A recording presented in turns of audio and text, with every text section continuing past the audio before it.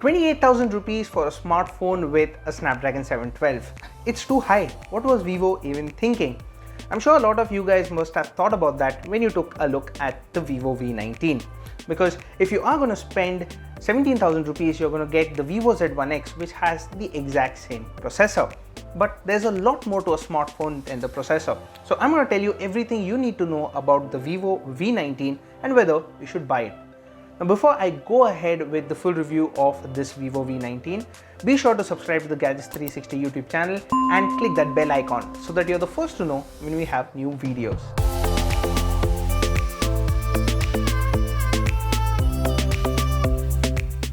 Let's take a quick look at the V19 first. This smartphone is a bit tall, so reaching the top of the display is not easy when holding the phone in one hand. The device feels premium and the curved sides make it easy to grip this smartphone. It is good to see Corning Gorilla Glass 6 at the back, but I would recommend that you use the included case since this phone is a fingerprint magnet. If you ask me, the highlight of the Vivo V19 is the selfie camera, or should I say the selfie cameras. Yes, it has a 32 megapixel camera along with an 8 megapixel wide angle shooter. Just look at the photos on your screen now. You'll see that in favorable light, the Vivo V19 delivers some very good selfies that are sharp and detailed, even after zooming in. The wide-angle front camera didn't deliver the same kind of details, but it might be useful for group selfies. I also noticed that there's a slight color temperature shift in a few photos. If you use your smartphone mainly for selfies, then the Vivo V19 won't disappoint. But if you are like me and you don't know how to pose for selfies, then this will help you with better framing as well. The Vivo V19 has a good looking AMOLED display with a hole punch for the two selfie cameras. The wide cutout might be a little distracting when watching videos on this phone, but I have no other complaints. The display looks crisp and is excellent for watching movies. It is also bright enough when outdoors, which makes it easy to use. Just like most other smartphones these days, the V19 has a quad camera setup at the back. The 48 megapixel primary camera is the star of the show. The good news is that the primary camera takes good photos in daylight. Objects at a distance were visible on zooming in. The same scene shot with the wide-angle camera lacked detail and there was some barrel distortion. While close-up shots taken with the Vivo V19 looked natural, bokeh mode was a hit or miss and some portraits looked artificial. I found edge detection to be good in daylight and the macro camera lets you take super close-ups of a subject, but the output is restricted to 2 megapixels.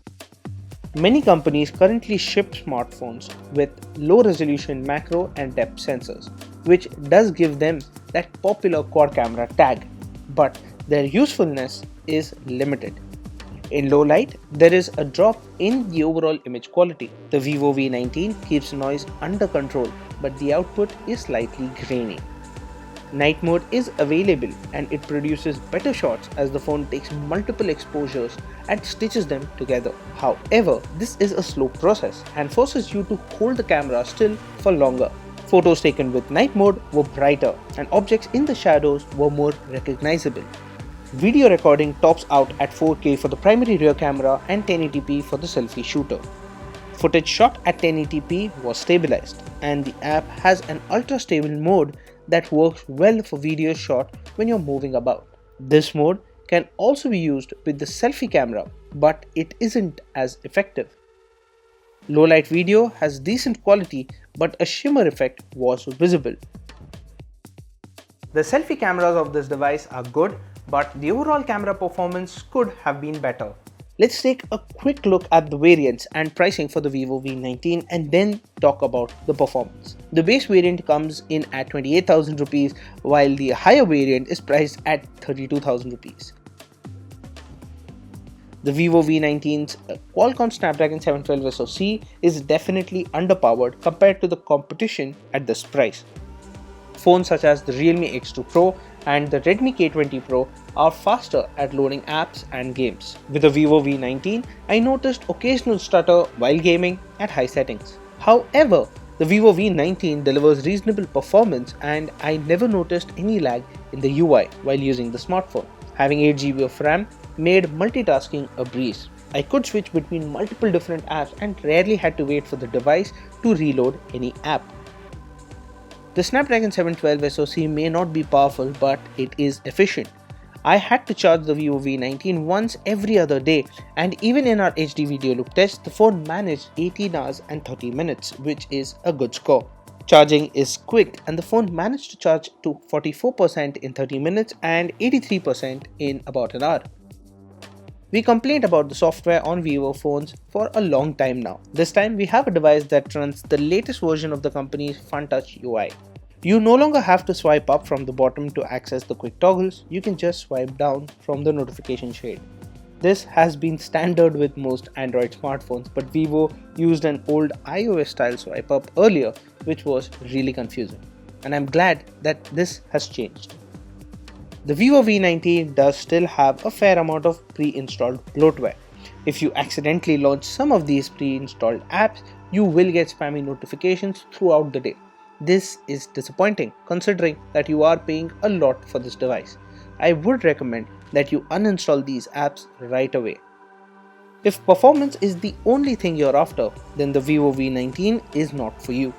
If you look beyond that, the Vivo V19 does pack good selfie cameras, a big battery, and a crisp display.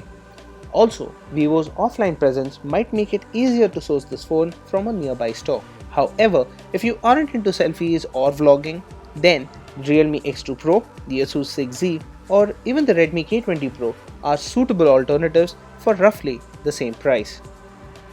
And that was the full review of the Vivo V19. Now that you've seen it, would you buy the Vivo V19 or let it pass? Let us know that in the comment section down below. Share this video with your friends. And as always, for all things tech, stay tuned to gadgets360.com.